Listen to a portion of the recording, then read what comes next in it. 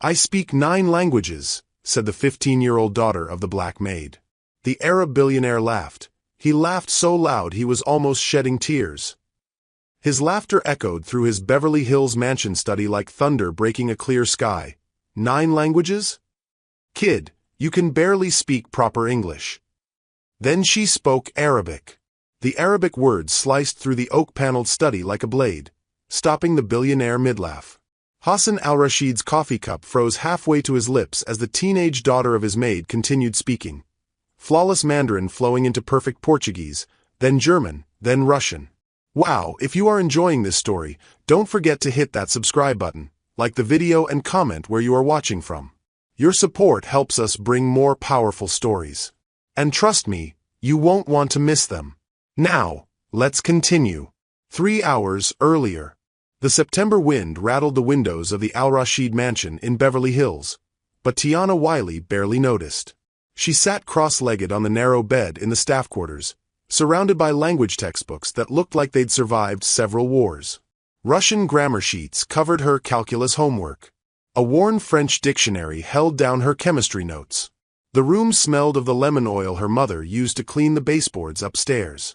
"Baby, you need to put those books away and help me with the silver," called Corey Hoffman from the doorway. At 42, Corey moved with the quiet efficiency of someone who'd spent 20 years making herself invisible in other people's homes. Her uniform hung perfectly pressed, not a thread out of place. 5 more minutes, Mama. I'm conjugating irregular verbs in Farsi. Tiana's fingers traced the Persian script with reverence. Each character felt like a small rebellion against the world that saw her as just the maid's daughter. Corey sighed. "Child, what are you going to do with all those languages rattling around in your head? Nobody's going to hire a black girl to be a translator, no matter how smart you are." "Maybe not today," Tiana murmured, switching to Mandarin as she read aloud from her Chinese literature book. "But things change." The words felt like a promise she made to herself every day. Upstairs, Hassan al-Rashid paced his study with the restless energy of a man accustomed to controlling everything. At 38, he possessed the kind of confidence that came from never being told no. His empire stretched across 3 continents, built on oil, technology, and an innate understanding of human nature. The Persian rug beneath his Italian leather shoes had cost more than most people's cars. "The Shanghai deal closes tomorrow," he told his assistant, Khalil, while scrolling through emails on his phone. $300 million for the offshore drilling rights. The Chinese delegation should arrive within the hour. Khalil, a thin man who'd mastered the art of agreeable silence, nodded. "Your translator confirmed for 4 o'clock. Hassan paused at the window overlooking his perfectly manicured gardens. Corey worked below, directing 2 other staff members as they arranged chairs for the evening's meeting. He'd inherited her services along with the house 5 years ago, never bothering to learn her last name. She was furniture. Reliable, quiet furniture. "Hassan, what's this I hear about you laughing at someone?" Khalil asked, referencing a phone call from earlier. "My maid's daughter. Little thing claims she speaks 9 languages." 9! Hassan chuckled, the sound echoing off the leather-bound books lining his walls. "She's 15 and black. What would she know about real languages? Probably counts English and Spanish as 2 separate achievements." The cruel dismissal came so easily he didn't notice the venom in it.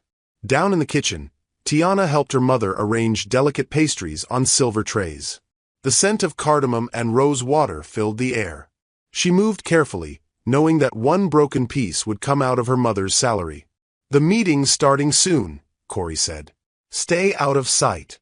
You know how these important men get when children are around." But Tiana's attention had already drifted. Through the kitchen service window, she could see Hassan's study. The Chinese delegation had arrived early, and something in their body language made her stomach tighten. She'd been studying Mandarin for 3 years, and she recognized the subtle tells of people speaking carefully around someone they didn't quite trust. The lead Chinese businessman, Mr. Wei, adjusted his tie with the nervous precision of someone hiding something. His colleague kept glancing at Hassan with barely concealed amusement. Hassan stood to greet them, his Arabic accent coloring his English. "Gentlemen, welcome to Los Angeles. I trust your flight from Beijing was comfortable. Very much so, Mr. Wei replied smoothly. We are eager to finalize this partnership. But Tiana caught the way his eyes darted to his companion.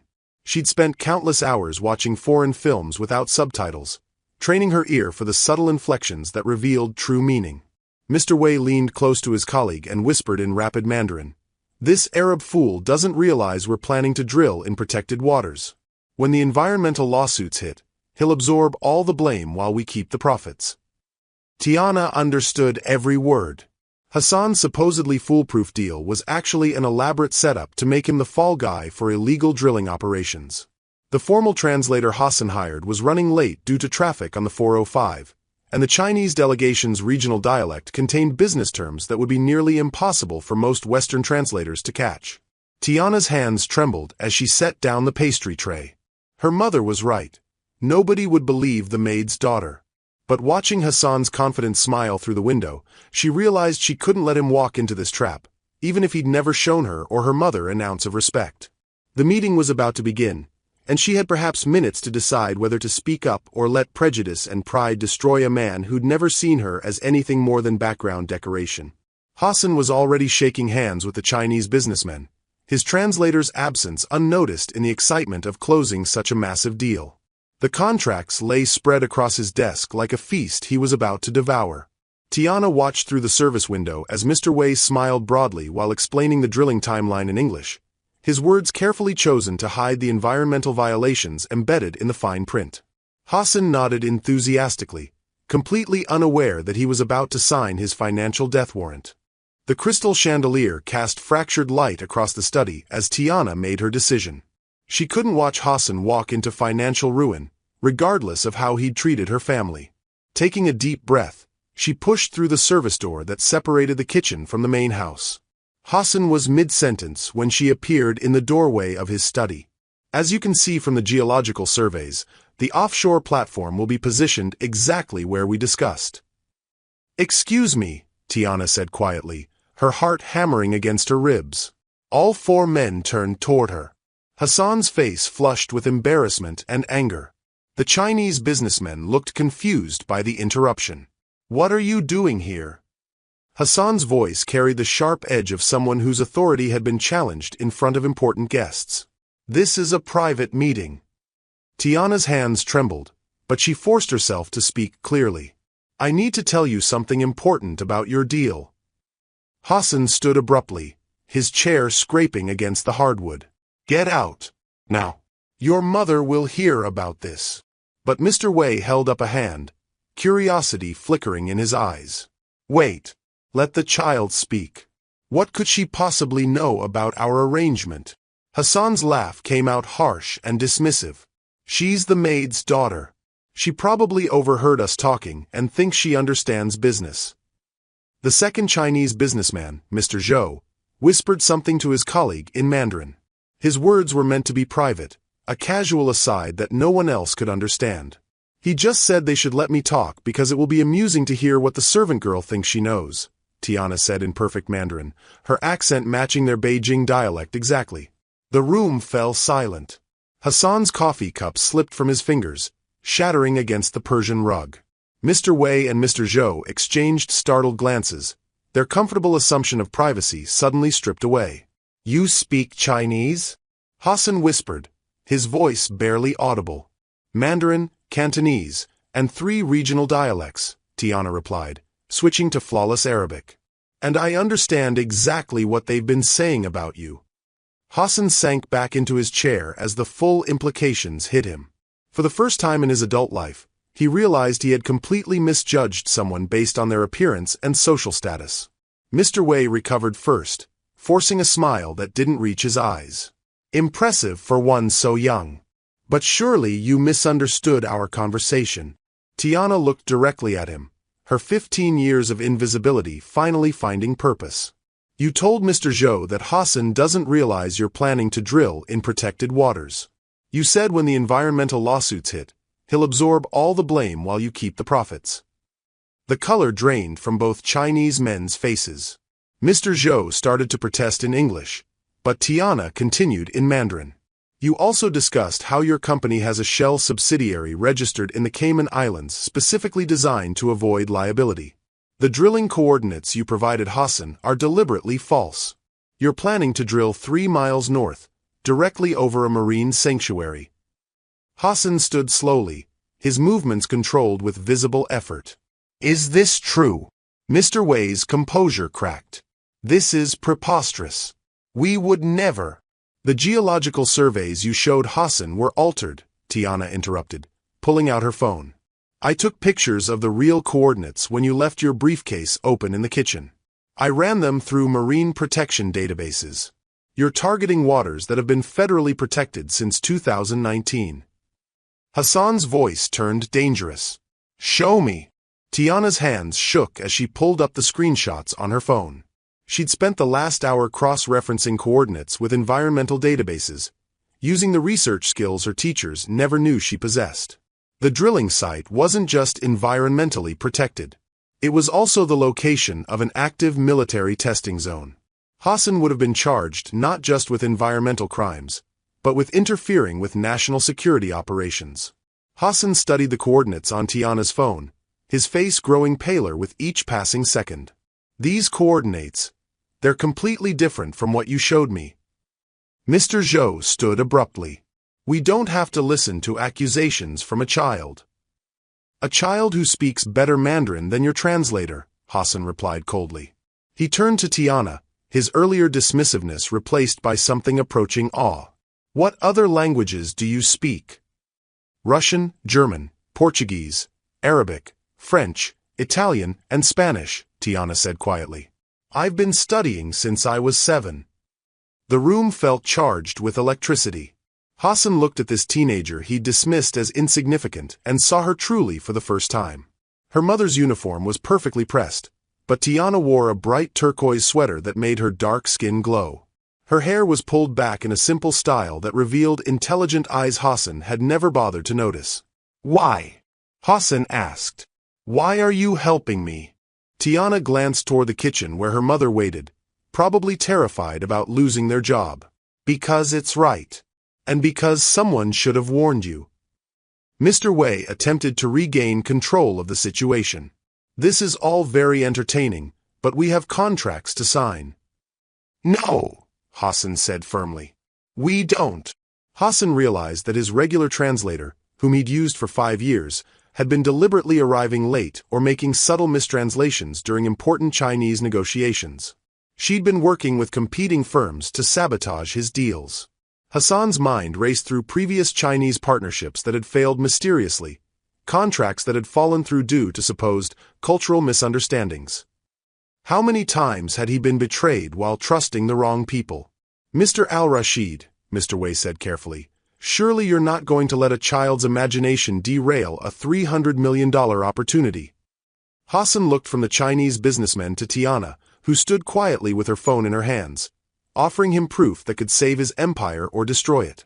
Khalil, Hassan called to his assistant, who had been standing frozen in the corner. Contact our legal team immediately.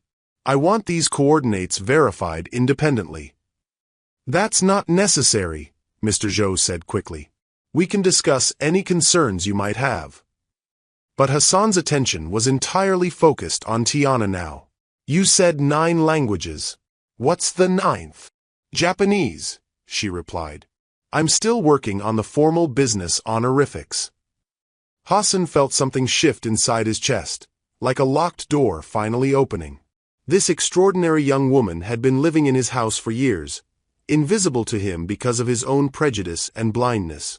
The Chinese businessmen began packing their briefcases with obvious haste.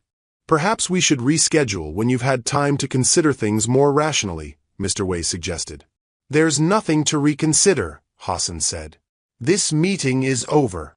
As the 2 men left, their whispered Mandarin conversations painted them as men who'd expected an easy mark and instead found themselves exposed by someone they'd never even noticed. Hassan stood alone in his study with Tiana, the broken coffee cup at his feet representing everything he thought he'd known about his world. I owe you an apology, he said finally. And much more than that.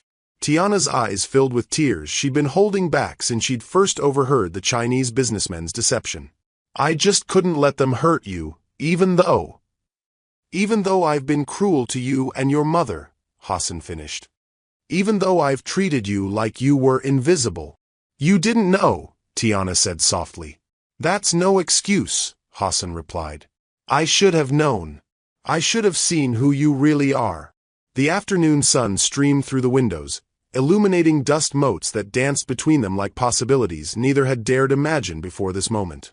Have you ever been underestimated because of how others saw you? Drop a comment below about a time when someone's assumptions about you were completely wrong. And don't forget to subscribe because Hassan and Tiana's story is about to get even more incredible.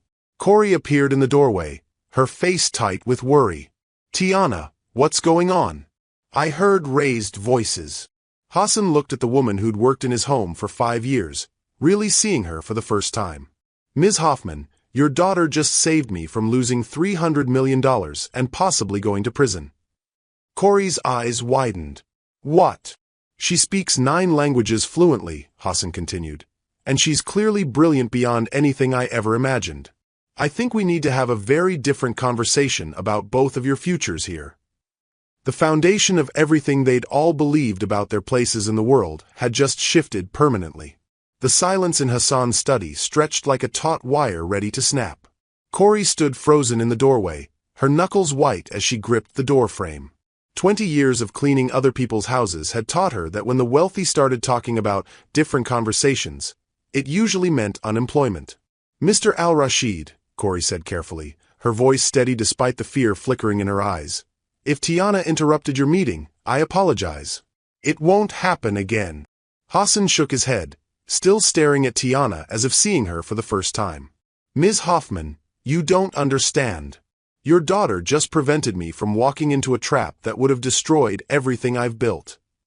But Tiana was already backing toward the door, her moment of courage crumbling under the weight of reality.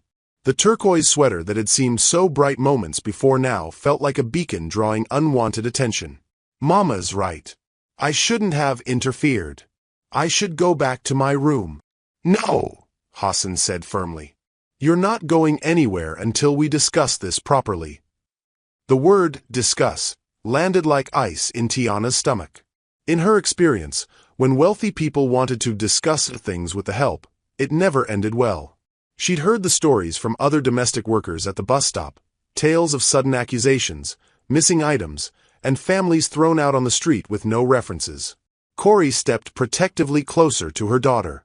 Sir, if there's been some misunderstanding about the cleaning or the cooking. There's been a misunderstanding, all right, Hassan interrupted, running his hands through his dark hair. I've been living in the same house as a linguistic prodigy for 5 years and never knew it. How is that possible?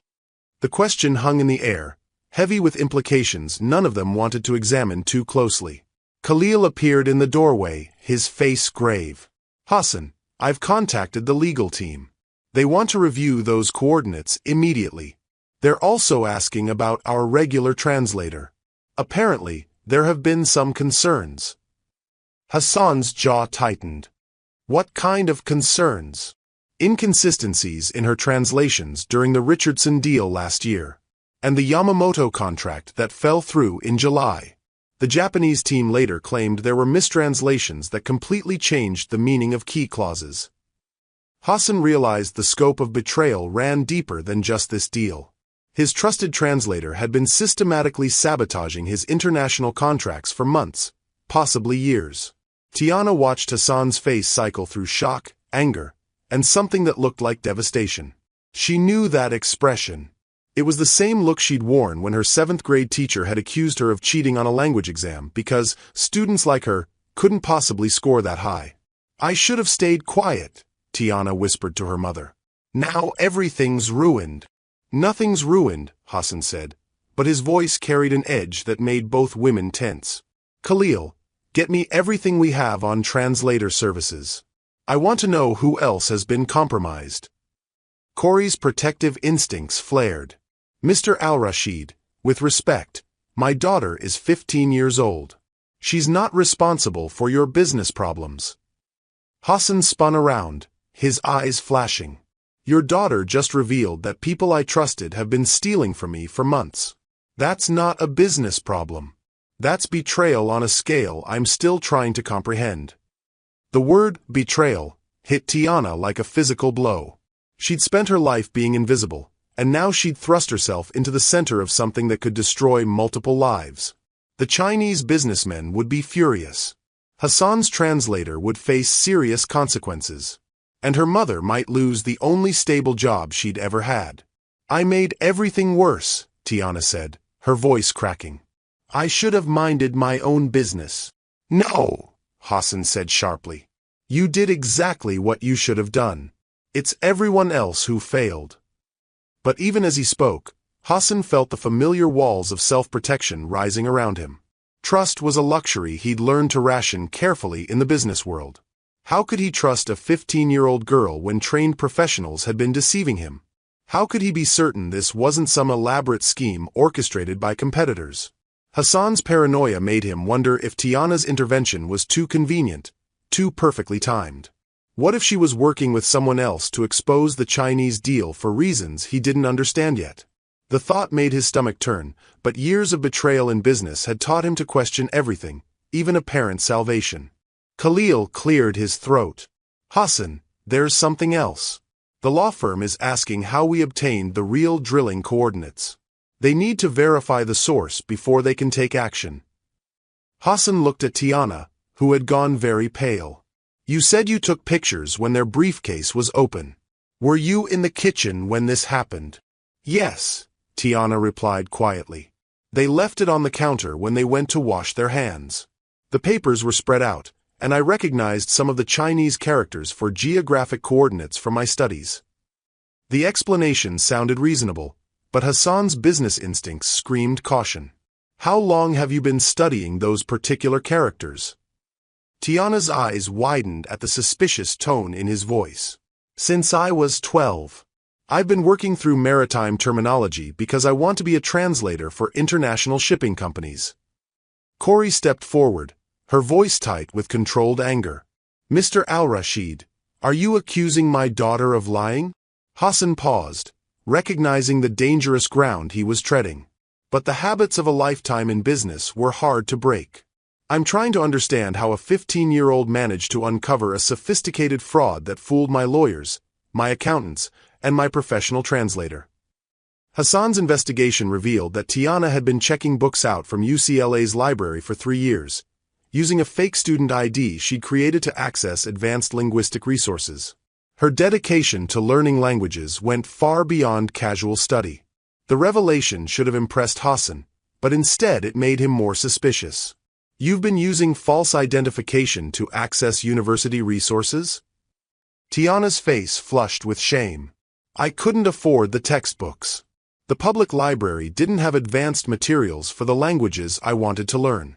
I never stole anything or hurt anyone. That's not the point, Hassan said, his voice growing colder. The point is that you've been deceptive. How do I know you're not being deceptive now? The words hit Tiana like a slap. After everything she'd just done to protect him, he was questioning her honesty because she'd found creative ways to educate herself. Corey's composure finally cracked. That's enough. Tiana, we're leaving. Ms. Hoffman, wait, Hassan called, but the damage was done. No, Corey said firmly. I've spent 20 years watching people like you look at people like us and see only what you expect to see. My daughter risked everything to help you, and you're treating her like a criminal because she's too smart for your comfort. Hassan felt something cold settle in his chest. He'd built his fortune by being careful, by questioning everything, by trusting no one completely. These instincts had served him well, but now they felt like poison in his veins. I'm not treating her like a criminal, he protested. I'm trying to protect myself from another betrayal. By betraying the person who just saved you? Corey shot back. That's exactly what you're doing. Tiana stood between them, tears streaming down her face. The bright turquoise sweater that had given her confidence earlier now felt like a costume she had no right to wear. Mama, let's just go. I knew this would happen. What do you mean, you knew this would happen? Hassan asked, something in her tone making him pause. I knew that if I helped you, you'd find a way to make it my fault, Tiana said quietly. Because that's what people like you always do to people like us. We're either invisible or we're threats. There's no middle ground. The simple truth of her words hit Hassan harder than any business loss ever had. He stood in his expensive study, surrounded by the trappings of his success, and realized he was about to destroy the most genuine act of kindness he'd experienced in years. Khalil watched the scene unfold with growing concern. Hassan, perhaps we should focus on verifying the information rather than questioning the messenger. But the momentum of mistrust had already taken hold. Hassan's mind raced through possibilities, scenarios, and potential deceptions, each one making him more paranoid and more isolated. I need time to think, Hassan said finally. This is all happening too fast. Corey nodded curtly. Take all the time you need, Mr. Al-Rashid. We'll be in the staff quarters, packing. As mother and daughter turned to leave, Hassan felt a part of himself he hadn't known existed crying out in protest. But his voice remained frozen, trapped behind years of carefully constructed barriers. The door closed behind them with a soft click that sounded like an ending. The staff quarters felt smaller than usual as Corey pulled their 2 suitcases from the narrow closet. Tiana sat on the edge of her bed, staring at the language books scattered across her desk. Each one represented hours of study, dreams of a future that now seemed impossibly distant. Mama, I'm sorry, Tiana whispered. I ruined everything. Corey paused in her packing, a worn photograph of Tiana's father in her hands. Baby, you did nothing wrong. That man up there is scared, and scared people lash out at whoever's closest. A sharp knock interrupted them. Khalil stood in the doorway, his expression urgent. Ms. Hoffman, Mr. Al-Rashid needs you both upstairs immediately. We're packing, Corey replied firmly. We'll be out within the hour. Please, Khalil said, his usual composure cracking. The FBI is here. The words hit like a thunderbolt. Tiana's stomach dropped as she imagined federal agents asking questions about her fake student ID, about accessing university libraries illegally. Had Hassan called them to report her deception? What do they want? Corey asked, her voice steady despite the fear in her eyes. They want to speak with Tiana, Khalil replied. About the Chinese coordinates. Apparently, she stumbled onto something much bigger than business fraud. The drilling site wasn't just environmentally protected and militarily sensitive. It was the planned location for a new underwater cable system carrying classified communications between U.S. naval bases. The Chinese plan represented potential espionage on a national security level. Upstairs, Hassan's study had been transformed into an impromptu command center. 2 FBI agents in dark suits stood near his desk, their expressions grave. Agent Patricia Reynolds, a woman in her 50s with steel-gray hair, looked up as Tiana entered. Miss Wiley, Agent Reynolds said, her voice professional but not unkind. We understand you intercepted some communications earlier today that may be relevant to an ongoing investigation. Hassan stood by the window, his face unreadable. I called them after Khalil verified the coordinates. This isn't just business fraud. It's much worse. Tiana looked between the agents and Hassan, confusion and fear warring in her chest. I don't understand. I just overheard them talking about illegal drilling. Agent Reynolds exchanged glances with her partner, Agent Martinez, a younger man with kind eyes. Miss Wiley, the coordinates you photographed correspond to the planned route of a classified underwater communication system. If that drilling had proceeded, it would have compromised national security infrastructure. The room spun around Tiana. She'd thought she was preventing environmental damage and business fraud. Instead, she'd apparently uncovered an act of espionage. Are you saying the Chinese businessmen were spies? Corey asked, instinctively moving closer to her daughter. We're saying this investigation now involves multiple federal agencies, Agent Martinez replied carefully. And your daughter's linguistic skills may have prevented a significant security breach. Hassan felt shame burn in his chest. While he'd been questioning Tiana's motives, she'd unknowingly protected national interests that extended far beyond his personal business dealings. The Chinese delegation had been under FBI surveillance for months as part of a larger investigation into technology theft and infrastructure espionage. Hassan's drilling deal was just one piece of a much larger puzzle. Agent Reynolds opened a tablet and showed them surveillance photos. These men have been attempting to gain access to sensitive locations along the West Coast for the past year. Your business deal provided them with the perfect cover for their real objective. Tiana stared at the photos, recognizing Mr. Wei and Mr. Zhou. They seemed so normal. Just businessmen trying to make money. The best spies always do, Agent Martinez said gently. Miss Wiley, we need to ask you some questions about exactly what you heard and when you heard it. Hassan watched federal agents treat Tiana with more respect and consideration than he had shown her in 5 years. The contrast made his earlier suspicions feel petty and cruel. Before we proceed, Agent Reynolds said, I need everyone to understand that this information is now classified. Nothing discussed in this room can be shared with anyone outside this investigation. The weight of official secrecy settled over them. Suddenly, leaving Hassan's employment wasn't just about wounded pride or broken trust. They were all bound together by circumstances none of them had anticipated. Hassan's regular translator hadn't just been making mistakes or working with business competitors. She had been recruited by the same espionage network, deliberately mistranslating key phrases that would have alerted Hassan to suspicious activities in previous Chinese business dealings. Ms. Patricia Wong has been detained for questioning, Agent Martinez explained. We believe she's been compromising your business dealings for at least 18 months, Mr. Al-Rashid. Hassan sank into his chair, the full scope of betrayal finally becoming clear. How many deals were compromised? We're still investigating, Agent Reynolds replied. But your instincts about the Shanghai contract were correct. This was designed to bankrupt you while providing cover for intelligence operations. Tiana looked at Hassan, seeing vulnerability beneath his earlier harshness. I'm sorry I couldn't warn you sooner about the other deals. You couldn't have known, Hassan said quietly. I should have listened to you instead of questioning your motives. The afternoon stretched into evening as agents interviewed each of them separately.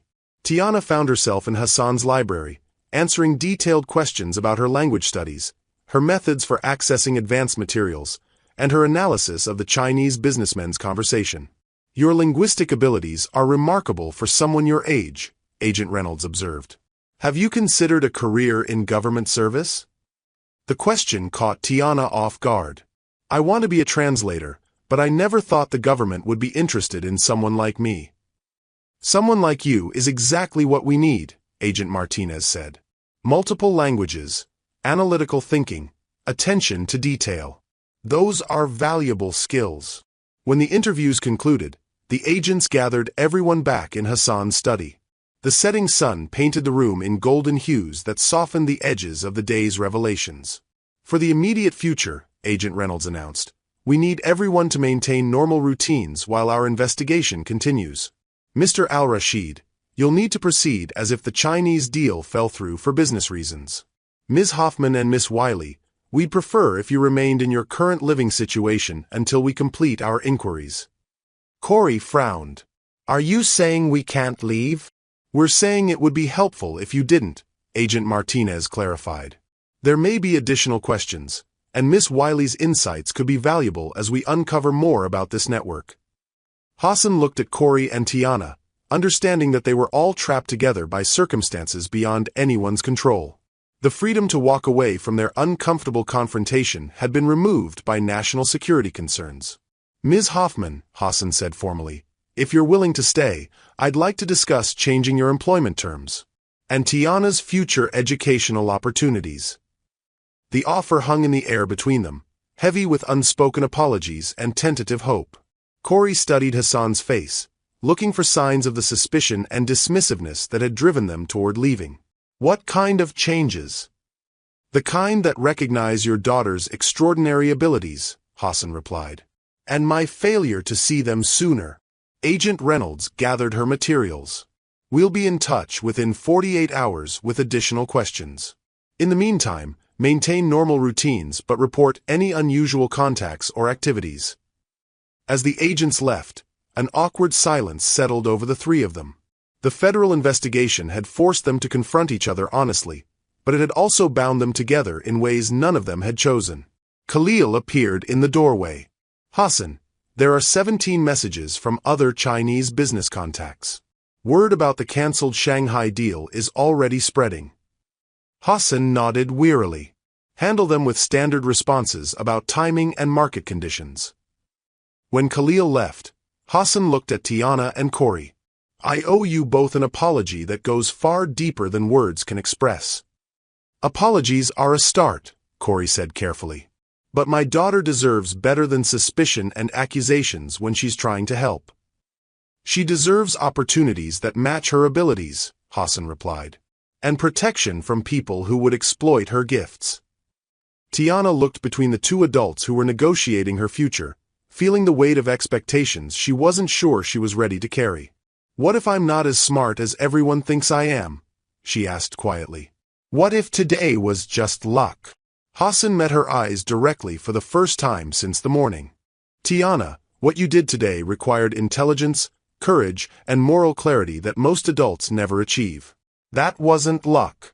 That was who you are. The words felt like a gift she wasn't sure she deserved, but they also carried the promise of a future she'd only dared dream about. Sometimes circumstances force us to confront truths we'd rather avoid. The next morning arrived with an unusual quiet in the Al-Rashid mansion. Hassan sat in his study at sunrise, staring at financial reports that no longer held their usual meaning. The numbers that had once defined his worth now seemed like elaborate props in someone else's play. Tiana found him there when she brought his morning coffee, a task her mother had assigned her as part of their careful return to normalcy under FBI surveillance. You didn't sleep, she observed, noting the same clothes from yesterday and the hollow look in his eyes. Hassan accepted the coffee gratefully. Hard to sleep when you realize your entire business empire was built on lies other people told you. The vulnerability in his voice surprised them both. Tiana had never heard him speak without the armor of confidence and authority. It wasn't all lies, she said quietly. You built real things. The oil refineries in Texas, the technology patents, the shipping contracts with legitimate companies. Those were real. Hassan looked at her with genuine curiosity. How do you know about my business portfolio? Tiana's cheeks flushed. I read everything I could find about international business. Your company was mentioned in case studies I found in the UCLA library. You were an example of successful cross-cultural commerce. Hassan realized that Tiana had been studying him and his business practices for years, not as an employee's daughter observing her surroundings, but as a student analyzing successful international business models. The revelation hit him like a physical blow. While he'd been dismissing her as invisible, she'd been learning from his successes and probably identifying his vulnerabilities long before the Chinese deal. What else did you learn about me from those case studies? Hassan asked, his voice carefully controlled. Tiana hesitated, recognizing dangerous ground. I learned that you came to America with nothing. That you worked construction jobs to pay for business school. That you spoke 3 languages when you started, but you taught yourself 6 more to communicate with partners around the world. Hassan set down his coffee cup, his hands trembling slightly. Those details weren't in any published case studies. No, Tiana admitted. Those came from interviews I found in Arabic business journals. I've been translating them for practice. The admission hung between them like a confession. Hassan understood now that his dismissal of Tiana hadn't just been cruel. It had been blind to someone who understood his own journey better than most of his business associates. Why? He asked. Why study me specifically? Tiana looked toward the window, where her mother was visible in the garden, directing the groundskeepers with quiet efficiency. Because you proved that someone who starts with nothing can build something extraordinary. Because you showed that being different doesn't have to mean being less. Tiana revealed that her father had been a linguistics professor at a small college in Louisiana before he died in a car accident when she was 8. Her passion for languages wasn't just personal ambition. It was a way of connecting with his memory and continuing his work. My father used to say that every language you learn is a new way of seeing the world, Tiana continued, her voice soft with memory. He spoke 7 languages fluently and was working on his 8th when he died. Hassan felt something shift inside his chest, a recognition of shared loss and inherited dreams. What was his 8th language? Arabic, Tiana replied. He said it was one of the most beautiful languages in the world, but also one of the most misunderstood in America. He wanted to build bridges between cultures through translation. The irony wasn't lost on Hassan. The daughter of a man who'd wanted to build cultural bridges through Arabic had grown up to save an Arab businessman from destruction, using the very linguistic skills her father had valued. "Is that why you learned Arabic so thoroughly?" Hassan asked. "To honor his memory?" Tears gathered in Tiana's eyes. "I wanted to finish what he started. Every language I master is a conversation I can have with him, even though he's gone." Hassan understood that kind of driving purpose. His own success had been fueled by similar ghosts, similar promises made to people who couldn't witness their fulfillment. Corey appeared in the doorway, having overheard the conversation. "Tiana doesn't usually talk about her father. It still hurts." "Ms. Hoffman," Hassan said, "I realize I've never asked about your family's background. I made assumptions based on your current situation, not your actual story." Corey entered the room fully, her posture defensive but willing to engage. "My husband was Dr. Marcus Wiley. He had a doctorate in comparative linguistics from Tulane University. We lost him when Tiana was 8, and his life insurance wasn't enough to maintain our previous lifestyle." Corey hadn't always been a domestic worker. She'd been a high school guidance counselor before her husband's death, with a master's degree in education psychology. She'd taken domestic work because it provided stable income and housing while allowing her to homeschool Tiana in advanced subjects. Hassan absorbed this information with growing shame. The woman he'd treated as simple household help was actually more educated than many of his business associates. "You have a master's degree," he said quietly. "In education psychology," Corey confirmed. "I specialized in identifying and nurturing gifted children from underrepresented communities. Ironic, considering my own daughter has been invisible to the people around her." Hassan stood and walked to his bookshelf, pulling out a leather-bound journal. "5 years ago, when I bought this house, the previous owner left me a file of employee records. I never read them thoroughly." He opened the file and found Corey's employment application. Her education credentials were listed clearly, along with references from the school district where she'd worked for 12 years. "You were Teacher of the Year twice," Hassan read aloud. "Commendations for developing programs for gifted students. Letters of recommendation calling you exceptional and irreplaceable." Corey's jaw tightened. None of that mattered when the bills came due and Tiana needed stability. Domestic work pays better than substitute teaching, and it came with housing. Hassan closed the file, understanding now the magnitude of his blindness. He hadn't just dismissed a maid and her daughter. He'd ignored a master educator and a linguistic prodigy, reducing them to convenient invisibility in his own home. "Tiana," he said, turning back to the young woman who had saved his empire, "your father would be proud of what you accomplished yesterday." "Would he?" Tiana asked. "I broke into university libraries with fake identification. I eavesdropped on private conversations. I interfered in adult business dealings." Hassan walked to his desk and pulled out a business card from the FBI agents. "Agent Reynolds left this for you. She said several government agencies are interested in discussing career opportunities once you finish your education." Tiana stared at the card as if it might disappear. "They really want to hire someone like me?" "They want to hire someone exactly like you," Hassan replied. "Someone with your skills, your integrity, and your courage." Corey looked between Hassan and her daughter, seeing possibilities she'd barely dared imagine. "What kind of career opportunities?" Hassan consulted his notes from the previous day's interviews. Diplomatic translation services, international business analysis, cultural liaison positions. The State Department has programs specifically designed for people with Tiana's linguistic abilities. The room filled with a different kind of silence, heavy with potential rather than tension.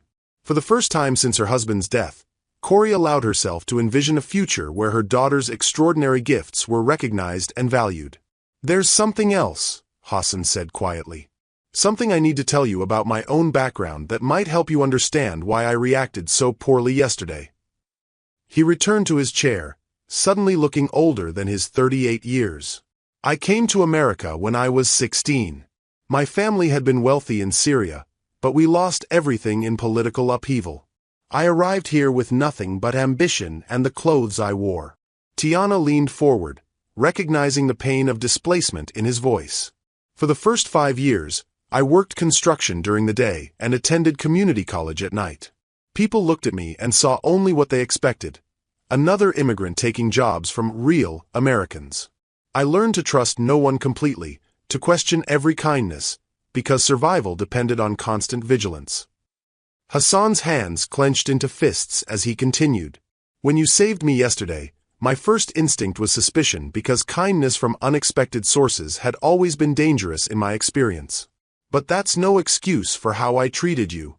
Corey's expression softened slightly. You thought we might be running some kind of scheme. I thought everyone was running some kind of scheme, Hassan admitted. Because in my world, they usually were. But you weren't. You were just being decent human beings, and I couldn't recognize that because I'd forgotten what decency looked like. The three of them sat in the morning light streaming through the study windows, each understanding for the first time the full complexity of the other's stories. The invisible barriers of class and assumption were dissolving, replaced by something more honest and more fragile. Khalil appeared in the doorway, his expression urgent. Hassan, Agent Reynolds is on the phone. She says there's been a development in the investigation that affects all of you. The fragile piece of their morning revelation was about to be tested by whatever new crisis awaited them. Hassan picked up the phone with trembling fingers, his earlier vulnerability making him feel exposed to whatever new crisis Agent Reynolds might deliver. Mr. Al-Rashid, Agent Reynolds' voice crackled through the speaker. We've made several arrests in connection with the espionage network. The good news is that your cooperation has helped us shut down a significant threat to national security. Relief flooded Hassan's chest. And the bad news? The network was larger than we initially suspected. We need Miss Wiley's help with additional translations. There are intercepted communications in languages our standard translators haven't mastered.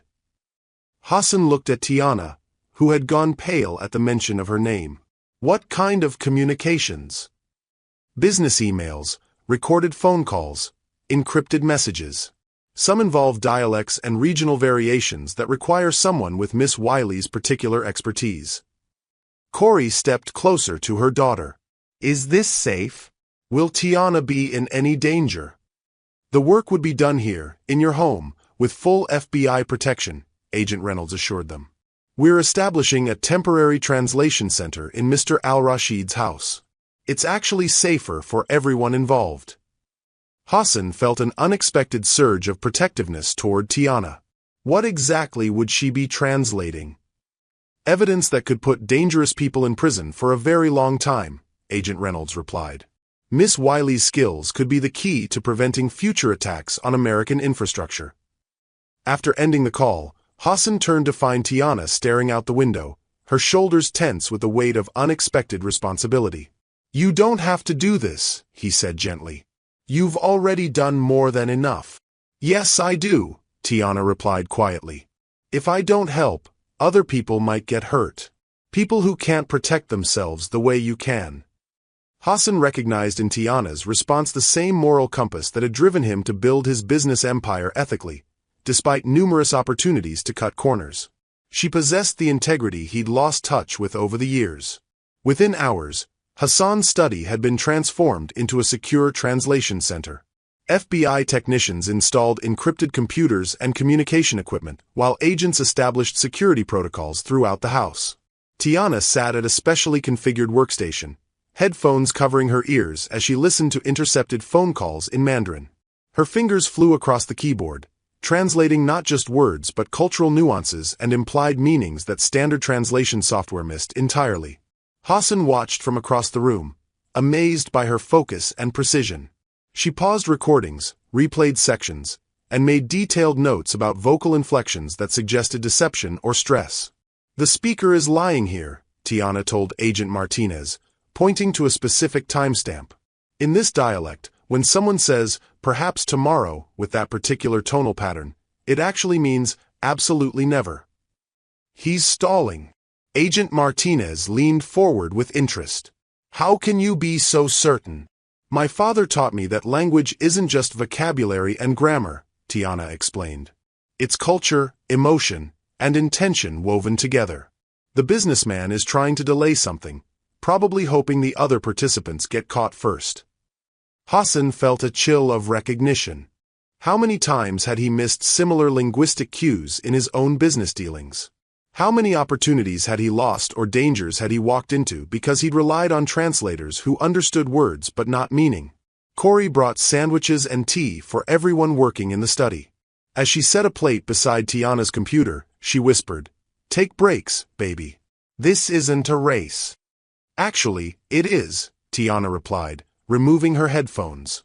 Agent Reynolds said they have 48 hours before the suspect's lawyers start demanding bail hearings. If we can't prove the full scope of the conspiracy by then, some of them might go free. Hassan joined them at the small table Corey had set up near the window. For the first time in years, he was eating a meal without conducting business, without checking emails, without calculating profit margins. "This is good," he said, biting into a sandwich that tasted like more than just food. It tasted like care, like someone had prepared it with attention to his needs rather than his demands. Corey smiled slightly. "Turkey and Swiss. I noticed it's what you order from that deli downtown when you work late." The observation surprised Hassan. "You know what I order for lunch?" "I know you skip breakfast most days, drink too much coffee, and forget to eat when you're stressed," Corey replied matter-of-factly. "It's my job to notice things." But Hassan understood that it wasn't really about her job. This was what caring looked like. Quiet attention to details that made someone's life easier. While translating intercepted communications, Tiana discovered that the espionage network had been planning to target Hassan specifically because of his legitimate success in international markets. They'd intended to destroy his reputation and acquire his business contacts through systematic sabotage. "They have files on you going back 3 years, Tiana told Hassan, her voice tight with anger. "They studied your business patterns, your trusted associates, your weaknesses. The Chinese drilling deal was just the final step in a plan to take over your entire operation." Hassan stared at the translated documents Tiana handed him. The clinical precision of the planned destruction was breathtaking. Every relationship, every deal, every aspect of his professional life had been mapped and targeted. "They knew about your translator's gambling debts," Tiana continued. "They offered to pay them off in exchange for her cooperation. They knew about your accountant's divorce and his need for extra money. They exploited everyone's vulnerabilities systematically." Hassan felt sick as he recognized names of people he trusted, people who'd been manipulated into betraying him through their personal struggles. "How did you learn to read all this?" Hassan asked, indicating the complex documents full of business terminology and coded language. "The same way I learned everything else," Tiana replied. "By studying harder than anyone expected me to." Corey looked up from organizing translation files. "She's been getting up at 4 in the morning for years, studying before school and working until midnight most nights. I used to worry she was pushing herself too hard." "I had to push myself," Tiana said simply. "Nobody was going to hand me opportunities. I had to create them." Hassan felt humbled by her dedication. At her age, he'd been focused on survival. Tiana was already thinking about excellence. Agent Martinez revealed that several major universities had been trying to recruit Tiana based on her library research patterns and the advanced materials she'd been accessing. They'd identified her as a potential prodigy but hadn't been able to locate her because she'd been using unofficial channels. Stanford, MIT, Georgetown, and George Washington University all have her on their watch lists, Agent Martinez explained. They've been looking for the mysterious student who's been checking out graduate-level linguistics texts and producing research-quality analysis. Tiana's eyes widened. "Universities were looking for me?" "The head librarian at UCLA flagged your access patterns as exceptional and forwarded them to admissions departments at top schools," Agent Martinez continued. "They've been hoping to identify and recruit you for their international relations and linguistics programs." Hassan watched Tiana process this information, seeing hope and fear war across her face. "What does that mean for her future?" "It means she has choices most students only dream of," Agent Martinez replied. Full scholarships, accelerated programs, guaranteed internships with government agencies or international corporations. The room fell silent as the magnitude of possibility settled over them. Tiana's years of invisible dedication were about to be rewarded in ways she'd barely allowed herself to imagine. "I don't know if I'm ready for all that," Tiana said quietly. Hassan leaned forward, his voice gentle but firm. "Tiana, you saved my business, helped the FBI shut down an espionage network, and you're currently doing translation work that experienced professionals couldn't handle. You're more ready than you realize." Corey reached across the table to squeeze her daughter's hand. "Your father always said that being ready isn't about feeling confident. It's about being willing to grow." As the afternoon sun slanted through the study windows, Hassan realized he was witnessing something precious. A moment when talent met opportunity, when years of hidden preparation suddenly found their purpose. "Whatever you decide to do," Hassan said to Tiana, "you won't be doing it alone. You have people who believe in you now." The words felt like a promise, not just to Tiana but to himself. For the first time in years, Hassan was thinking beyond profit margins and business strategies. He was thinking about legacy, about what it meant to invest in someone else's dreams. Khalil appeared in the doorway with another stack of intercepted communications. "More translations needed," he announced, but his usual efficiency was tempered with something approaching respect as he handed the materials to Tiana. Even his longtime assistant had begun to see her differently. "Back to work," Tiana said, putting her headphones on with renewed determination. "These people tried to destroy something good, and they're not going to succeed."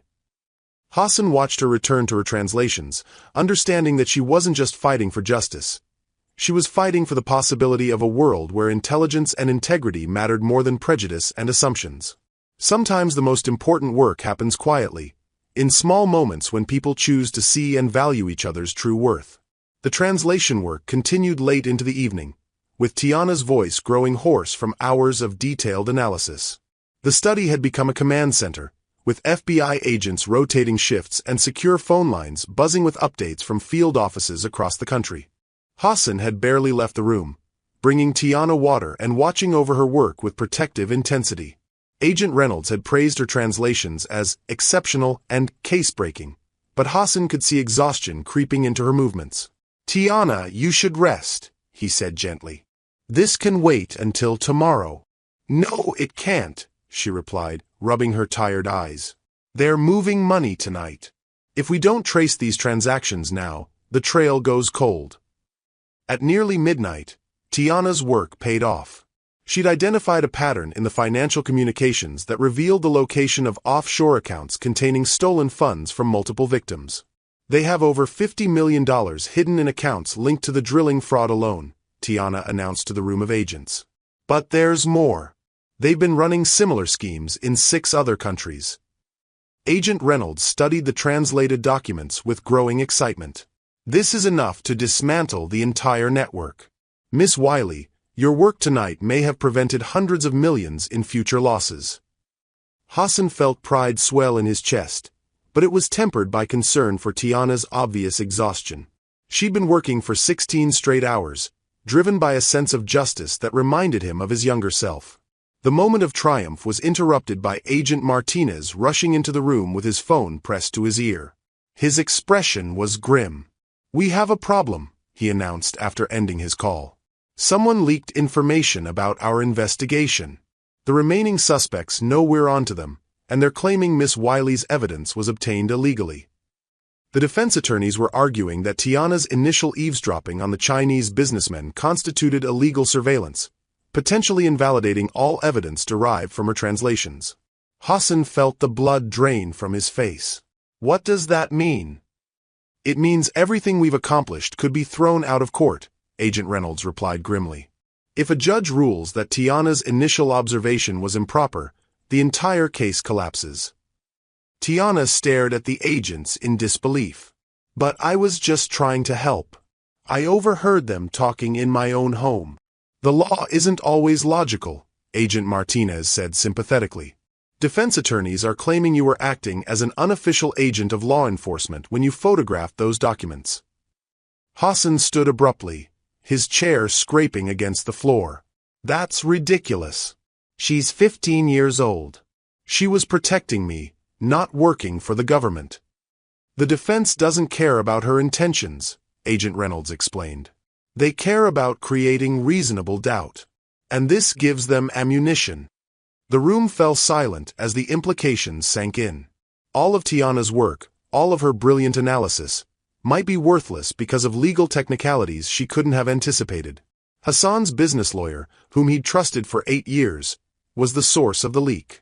He'd been providing information to the defense team in exchange for a share of the money the espionage network had stolen from Hassan's accounts over the years. Agent Martinez's phone buzzed with a text message. His face darkened as he read it. "Hassan, I need to speak with you privately." They stepped into the hallway, leaving Tiana and Corey with the other agents. Hassan could hear Tiana crying softly, the sound cutting through him like a blade. "Your lawyer, Bernard Steinberg, was just arrested," Agent Martinez said quietly. "He's been feeding information to the defense team. Apparently, he's been skimming money from your accounts for years and needed the suspects to avoid prosecution to prevent his own crimes from being discovered." Hassan leaned against the wall, feeling like the ground had shifted beneath his feet. Another betrayal, another person he'd trusted who had been systematically destroying him. "How long?" Hassan asked. "At least 3 years, possibly longer. He's been altering contracts, redirecting payments, and providing confidential information to your competitors." Hassan closed his eyes, understanding now why so many deals had fallen through, why so many partnerships had ended in disappointment. His own lawyer had been sabotaging him while taking his money. When they returned to the study, Tiana looked up with red-rimmed eyes. "This is my fault, isn't it? I ruined everything by trying to help." "No," Hassan said firmly. "This is the fault of criminals who exploit legal loopholes to escape justice." But Agent Reynolds looked troubled. "There's more. The leak has compromised our investigation timeline. We need to accelerate everything, which means we need Tiana to testify in court about what she heard and how she obtained the information." Corey stepped forward protectively. "Absolutely not. My daughter is not going to be cross-examined by defense attorneys trying to destroy her credibility." "Mom," Tiana said quietly, "if I don't testify, these people get away with everything." The defense team had hired a private investigator to dig into Tiana's background, discovering her use of fake identification to access university libraries. They planned to use this information to portray her as a habitual deceiver whose testimony couldn't be trusted. Agent Reynolds received another phone call, her expression growing increasingly grave as she listened. When she hung up, she looked directly at Tiana. "The defense has found out about your library access issues.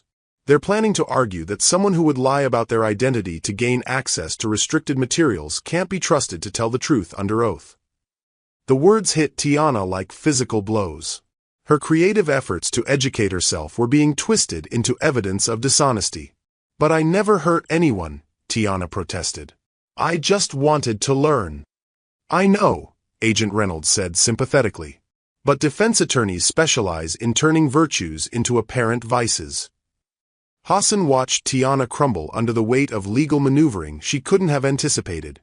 Her brilliant mind, her extraordinary dedication, her moral courage, all of it was being reframed as suspicious and unreliable. "This is exactly what I was afraid of," Corey said, her voice shaking with anger. "We tried to help, and now my daughter is being attacked for having the intelligence and initiative to educate herself." Hassan felt rage building in his chest, but it wasn't directed at Tiana or Corey. It was directed at a system that punished excellence when it came from unexpected sources. "There has to be something we can do," Hassan said to Agent Reynolds. "The prosecution is working on alternative strategies," she replied. "But honestly, without Tiana's testimony, the case becomes much more difficult to prove." Tiana stood suddenly, her chair falling backward. "I can't do this. I can't have lawyers attacking my character in front of a courtroom full of people. Everyone will think I'm a fraud." "You're not a fraud," Hassan said desperately. "You're the most genuine person I've ever met. Then why does everyone keep treating me like I'm lying?" Tiana shot back, tears streaming down her face. "First you accused me of being deceptive. Now lawyers are going to do the same thing in front of judges and news reporters. The accusation hit Hassan like a slap. He'd started the cycle of distrust that was now being amplified by legal professionals. "Tiana, that's not fair," Hassan began. "Isn't it?" she interrupted. "You looked at me and saw someone who couldn't be trusted, just like they are. The only difference is you changed your mind." Hassan tried to respond, but the words wouldn't come. She was right. His initial suspicion had planted seeds of doubt that were now being exploited by people with far more malicious intentions. Corey put her arm around her daughter's shoulders. "We're leaving. Tonight. This has gone too far." "Ms. Hoffman, please," Agent Reynolds said. "We can provide protection, legal support." "Legal support?" Corey laughed bitterly. "You mean the kind that turns a brilliant child into a suspected criminal because she was too poor to access education through conventional means?" Hassan watched helplessly as the two most important relationships he'd built in years disintegrated before his eyes. He'd finally found people worth caring about, and his own past behavior had contributed to driving them away. "Corey, Tiana, please don't go," Hassan said. "We can fight this together." Together! Tiana looked at him with devastation in her eyes. "Hassan, the defense attorneys are going to ask me why I was studying your business so carefully. They're going to suggest I was planning to exploit you all along. And when they do, what are you going to think?" The question hung in the air like a challenge. Hassan realized that despite everything they'd shared, despite all the progress they'd made, a part of him would always wonder if his paranoia had been justified. His silence was answer enough. "That's what I thought," Tiana said quietly. "You'll always doubt me, just a little. And I can't live with that doubt hanging over everything I do." She walked toward the door, her mother beside her, leaving Hassan alone with FBI agents and the wreckage of the most meaningful connection he'd felt in years. The translation work would continue with other linguists. The case would proceed with different evidence. But the trust they'd built over 16 hours of shared purpose had shattered in 16 seconds of legal maneuvering and unspoken doubt. Hassan stood in his empty study at 3 in the morning, surrounded by the ghosts of federal equipment that had been hastily removed hours earlier. The FBI had relocated their operation to a secure facility downtown, taking with them the last tangible connection to the most meaningful 24 hours of his life. Agent Reynolds had left behind only a single folder containing legal documents that outlined Hassan's options for proceeding with the criminal case against the espionage network. Without Tiana's testimony, the prosecution would have to rely on circumstantial evidence and the confessions of lower-level operatives who might not have enough information to convict the masterminds. The house felt hollow. Corey and Tiana had packed their belongings in silence, their movements efficient with the practiced precision of people who'd learned to leave quickly when situations became untenable. They'd been gone for 6 hours, but Hassan could still smell the faint scent of lemon oil and hear the echo of Tiana's voice translating complex criminal conspiracies with breathtaking accuracy. Khalil found him there as the sun began to rise, staring at financial reports that no longer held any meaning. "Hassan, you need to sleep," Khalil said gently. "The lawyers will want to meet with you in a few hours to discuss the prosecution strategy." "What's the point?" Hassan replied without looking up. "The case is compromised, my business relationships are destroyed, and the most remarkable person I've ever met thinks I'm no better than the criminals who tried to ruin me." Khalil sat across from his longtime employer and friend, recognizing a depth of despair he'd never seen before. "You could contact them. Apologize. Explain." "Explain what?" "That I'm so damaged by years of betrayal that I can't recognize genuine goodness when it saves my life."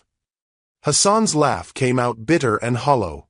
"That I've become the kind of man who questions a 15-year-old's motives for preventing a crime?" Hassan realized that his wealth and success had isolated him from basic human decency, turning him into someone who could no longer recognize or trust authentic kindness. The phone rang, interrupting his self-recrimination. Agent Martinez's voice carried exhaustion and frustration in equal measure. "Hassan, we have a problem. The defense team has filed motions to suppress all evidence derived from Miss Wiley's initial observations. They're claiming entrapment by proxy." "What does that mean?" "They're arguing that you or someone in your household deliberately positioned Miss Wiley to overhear incriminating conversations, making her an agent of law enforcement without proper authorization. Hassan felt sick. That's completely false. She acted entirely on her own initiative. We know that, but proving it in court is another matter entirely. The defense has enough reasonable doubt to potentially invalidate the entire case. After ending the call, Hassan sat in the growing daylight and forced himself to confront the truth he'd been avoiding. His paranoia hadn't just hurt Tiana and Corey. It had potentially allowed dangerous criminals to escape justice because his inability to trust had created legal vulnerabilities. Hassan discovered that his former lawyer, Bernard Steinberg, had been feeding information to the defense team specifically to create legal challenges around Tiana's involvement. The goal was to discredit her testimony before it could expose the full scope of Steinberg's own financial crimes. Khalil brought him coffee and the morning newspapers, which featured headlines about the espionage investigation. FBI raids expose international business fraud network, read the Los Angeles Times. The articles mentioned an unnamed teenage translator whose exceptional linguistic skills had helped break the case, but they also highlighted the legal challenges surrounding her testimony. She's going to read this, Hassan said quietly, staring at a paragraph that described how defense attorneys plan to thoroughly examine the credibility and methods of key witnesses. Probably, Khalil agreed. Which means she'll know that this story is far from over, regardless of whether she testifies or not. Hassan stood and walked to the window where he'd first seen Tiana in the kitchen, invisible and unnoticed. Now he understood that her invisibility had been a choice, a protective strategy developed by someone who'd learned that being seen often meant being hurt. His phone buzzed with a text message from an unknown number. Mr. Al-Rashid, this is Corey Hoffman. Tiana saw the news articles. She wants to do the right thing, but she's terrified of being destroyed in court. She asked me to tell you that she's sorry for disappointing you. The message hit Hassan like a physical blow. After everything he'd put her through, Tiana was apologizing to him. He tried calling the number, but it went straight to voicemail. They'd clearly gotten a prepaid phone to avoid being traced or contacted by FBI agents who might pressure Tiana to change her mind about testifying. Hassan learned that several major universities had been calling the FBI, offering Tiana full scholarships and legal support if she would agree to testify. They wanted to protect her from the defense team's attacks while ensuring she could pursue her education regardless of the trial's outcome. Agent Reynolds called an hour later with unexpected news. Hassan, we've received offers from Stanford, Georgetown, and MIT. They're willing to provide Tiana with full legal representation, media protection, and guaranteed admission with complete financial support. They're treating this as a matter of protecting academic freedom and intellectual excellence. Hassan felt a spark of hope for the first time since Tiana had walked out of his house. What does that mean for the case? It means she'd have the best legal protection money can buy, funded by institutions with significant political influence. The defense would be facing not just federal prosecutors, but legal teams representing major universities who have their own interests in protecting exceptional students. The irony wasn't lost on Hassan. The same academic institutions that had been trying to recruit Tiana were now rallying to protect her from the consequences of her intelligence and moral courage. Hassan made a decision that felt like stepping off a cliff. Agent Reynolds, I want to pay for additional legal protection for Tiana. The best attorney's money can buy, focused solely on protecting her interests, not the prosecution's case. Hassan, that could create conflicts of interest. I don't care about conflicts of interest. I care about making sure a 15-year-old girl doesn't get destroyed for doing the right thing when adults failed. He hung up and immediately called his contact at the most prestigious law firm in Los Angeles. I need you to assemble a legal team focused on protecting a minor witness in a federal case. Money is no object. I want the best child advocates, media specialists, and criminal defense attorneys available. Khalil watched his employer with growing amazement. Hassan, this could cost millions of dollars. Good, Hassan replied. Maybe spending money to protect someone else instead of just protecting myself will remind me who I used to be before I became so afraid of being hurt. He spent the next 4 hours making calls, leveraging every contact and relationship he'd built over 15 years in business.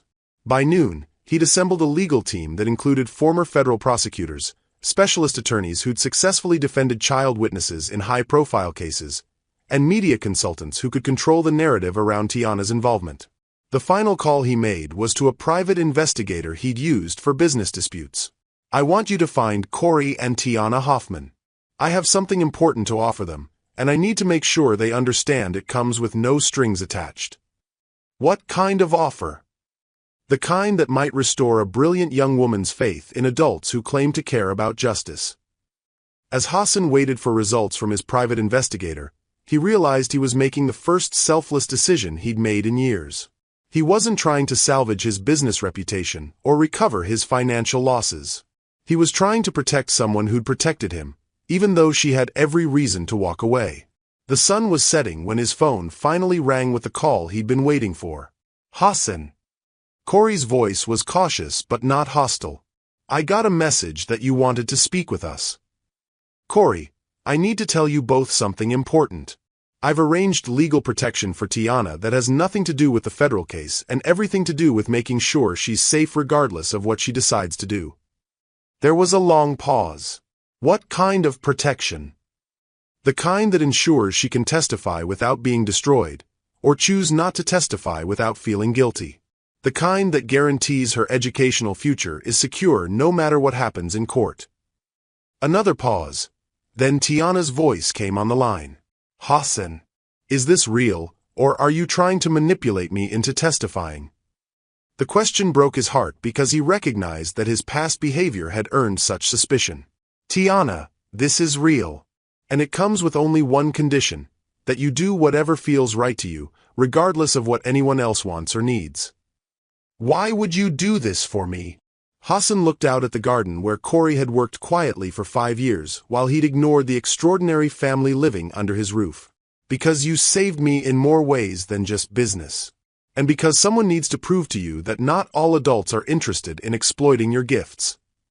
The silence stretched between them, filled with possibility and the fragile hope that trust, once broken, might still be repaired. Sometimes the most important choice isn't whether to trust someone, but whether to prove yourself worthy of their trust. 3 weeks later, Hassan sat in the federal courthouse in downtown Los Angeles, watching Tiana take the witness stand with the poise of someone who had finally found her voice. She wore a simple navy blue dress that Corey had chosen, and her hair was pulled back in a way that revealed the intelligent eyes Hassan had overlooked for so many years. The legal team Hassan had assembled sat behind the prosecution table, their presence a silent reminder that Tiana was no longer alone in facing the system that had tried to intimidate her. The university representatives who had flown in from Stanford, Georgetown, and MIT filled an entire row, their collective institutional weight lending gravity to her testimony. "Miss Wiley," the prosecutor began gently, "please tell the court what you heard Mr. Wei and Mr. Zhou discussing in Mandarin on the afternoon of September 15th. Tiana's voice was steady and clear as she recounted the conversation that had started everything.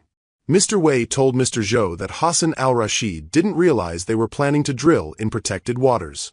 He said when the environmental lawsuits hit, Hassan would absorb all the blame while they kept the profits. The defense attorney, a sharp-faced man in an expensive suit, leaned forward during cross-examination like a predator sensing weakness. "Miss Wiley, isn't it true that you used false identification to gain access to restricted university materials?" Tiana looked directly at the defense attorney with the confidence of someone who had stopped apologizing for her brilliance. "Yes, I did. Because I couldn't afford the textbooks I needed to master languages that would allow me to prevent exactly the kind of crime your clients committed." The courtroom fell silent. The defense attorney had expected shame and defensiveness. Instead, he'd received a declaration of purpose that reframed Tiana's resourcefulness as moral necessity rather than deceptive behavior. "So you admit to habitually deceiving institutions to get what you wanted?" "I admit to educating myself using every legal means available because no one else was going to provide those opportunities for the daughter of a domestic worker," Tiana replied. "And I admit that this education allowed me to protect an innocent man from criminals who would have destroyed his life." Hassan felt his chest tighten with pride and regret in equal measure. This was the young woman he should have seen from the beginning. Not someone to be suspicious of, but someone to be amazed by. The prosecutor stood for redirect examination. "Miss Wiley, what motivated you to intervene in Mr. al-Rashid's business meeting?" Tiana looked across the courtroom, her eyes finding Hassan's. My father used to say that every language you learn gives you the power to prevent one more misunderstanding that could hurt innocent people. When I heard those men planning to destroy Hassan's life, I realized this was exactly what my father meant. During the trial, it was revealed that the espionage network had been planning to frame Hassan not just for environmental crimes, but for terrorist financing through his international business connections. Tiana's intervention had prevented him from being labeled a national security threat. Agent Reynolds took the stand to explain the full scope of what Tiana's translations had uncovered. Miss Wiley's linguistic analysis revealed that the defendants were planning to use Mr. Al-Rashid's legitimate business relationships as cover for money laundering operations that funded extremist activities overseas. Her intervention prevented not just business fraud, but potential terrorist financing. Hassan felt the blood drain from his face. The Chinese businessmen hadn't just been planning to bankrupt him. They'd been preparing to destroy his reputation and freedom by implicating him in activities he'd never suspected. The defense attorney's final gambit backfired spectacularly when he tried to suggest that Tiana's intervention had been too convenient to be authentic. Isn't it suspicious that a 15-year-old happened to possess exactly the skills needed to uncover this alleged conspiracy? The prosecutor revealed that Hassan had never known about Tiana's linguistic abilities before the day she saved him. Court records showed that he had called 911 that morning to report what he initially thought was a break-in, only to discover it was Tiana in the kitchen studying her language materials. Actually, the prosecutor replied, Mr. Al-Rashid had no knowledge of Miss Wiley's abilities until she revealed them to save his business. Phone records show he called 911 that morning because he heard unfamiliar voices in his house. It was Miss Wiley practicing pronunciation exercises in multiple languages. The revelation painted a picture of a man so disconnected from his household staff that he'd mistaken his maid's daughter studying for a security threat, making any suggestion of collaboration impossible to believe. The jury deliberated for less than 2 hours before returning guilty verdicts on all counts. As the defendants were led away in handcuffs, Hassan watched Tiana accept congratulations from FBI agents, prosecutors, and university representatives who were all eager to discuss her future. But she walked directly to Hassan, who stood alone near the back of the courtroom. "Thank you," she said simply. "Not just for the legal team, but for believing in me when it mattered." Hassan shook his head. "Tiana, you saved my life in ways I'm still discovering. I should be thanking you." "We can thank each other," she replied with a smile that reminded Hassan of her father's academic idealism combined with her mother's practical wisdom. Corey joined them, her face glowing with pride and relief. "The Stanford representatives want to meet with us tomorrow about their accelerated linguistics program. They're offering a full scholarship, plus a research position studying international criminal communication patterns." Hassan felt happiness for them, but also the approaching reality of their departure from his life. "You'll be leaving for California?" "Actually," Tiana said, glancing at her mother, "Stanford has a partnership with UCLA. I could live at home and commute to classes." If we still have a home. The question hung in the air between them. Hassan understood that despite everything they'd been through, Tiana and Corey were still uncertain about their place in his life. "You have a home for as long as you want it," Hassan said firmly. "But I'd like to suggest some changes to our living arrangements." He led them outside the courthouse, where Khalil waited with a car and a folder of documents Hassan had spent weeks preparing. "Corey," Hassan said, handing her an official-looking packet, "I'd like to offer you a position as Director of Household Operations and Family Services. The salary is 4 times what you were earning as domestic staff, plus benefits, plus educational support for advanced degrees if you're interested." Corey stared at the job offer with wide eyes. "Family Services?" "I'm hoping to start a foundation that provides educational opportunities for gifted children from underrepresented communities," Hassan explained. "I need someone with your background in education psychology to help identify and support students like Tiana." Hassan turned to Tiana, pulling out a second set of documents. "And I'd like to offer you a position as Special Consultant for International Communications, reporting directly to me. 20 hours a week, flexible around your university schedule, with full benefits and enough salary to ensure your education never depends on anyone else's charity." Tiana took the employment contract with trembling hands. "You want to hire me?" "I want to work with you," Hassan corrected. "As equals. As partners." As people who understand that the most extraordinary opportunities often come from the most unexpected places. The three of them stood on the courthouse steps as the late afternoon sun painted Los Angeles in golden hues. Hassan looked at the woman who'd raised a linguistic prodigy while working invisibly in his house, and at the young woman whose brilliance had saved him from destruction while teaching him the difference between suspicion and wisdom. "There's one more thing," Hassan said, pulling out a final document. "I've established a scholarship fund in honor of Dr. Marcus Wiley. It will provide full educational support for students who show exceptional linguistic abilities, regardless of their economic background." Tiana's eyes filled with tears as she read her father's name at the top of the scholarship foundation paperwork. "You remembered his name." "I remembered everything you told me about him," Hassan replied. "And I realized that the best way to honor his memory is to ensure other students like you never have to choose between education and survival." Corey wiped her own tears as she signed her employment contract. Marcus would have loved seeing his daughter change the world through languages. "She already has," Hassan said, watching Tiana carefully review her job offer with the analytical precision that had saved his empire. "She changed mine." 6 months later, Hassan stood in his study, now converted into the headquarters of the Wiley Foundation for Linguistic Excellence, watching Tiana conduct a video conference with high school students from 12 countries, all of them recipients of scholarships that would fund their language studies through university. Corey worked at the desk that had once held Hassan's private business documents, now covered with applications from gifted students whose potential had been overlooked by conventional academic systems. "Hassan," Tiana called from her workstation, "the State Department wants to discuss expanding our program to include diplomatic training. Are you interested?" Hassan smiled, understanding that the question wasn't really about business expansion. It was about continuing to build something meaningful together, something that honored the truth they'd all learned, that the most extraordinary gifts often come from the most unexpected places, and that recognizing them requires not just intelligence, but the courage to see beyond our own limitations. "I'm very interested," he replied, and meant it completely. The most beautiful endings are really beginnings in disguise.